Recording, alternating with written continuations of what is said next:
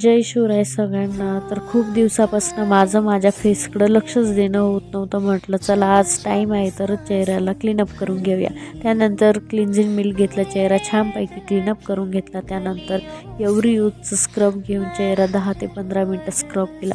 असं अधूनमधून स्क्रब केलं की चेहऱ्याला छान असा ग्लो येतो आणि चेहरा सॉफ्टसुद्धा होतो आणि आपल्याला फ्रेशही वाटतं. त्यानंतर फ्रेश झाली, पण तेव्हा असं मनात आलं फौजीच घरी नाही तर कोणासाठी तयार व्हायचं. पण म्हटलं चला आता काही हरकत नाही, आता भाऊ फौजी घरी येणारच आहे तर आपल्याला सुंदर दिसावं लागेल.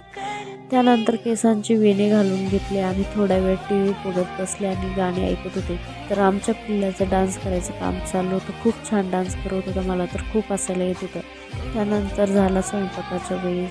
पीठ भिजवलं, छानपैकी पोळ्या करून घेतल्या आणि आज आणली ती मच्छीची भाजी. तर ती बनवायची ती काळ्या मसाल्यात मच्छीची भाजी बनवून घेतली. त्यात ओव्याची फोडणी दिली, त्यामुळे मच्छीची भाजी छान वाटते आणि राहिलेल्या मच्छीची काही फ्राय करून घेतलं.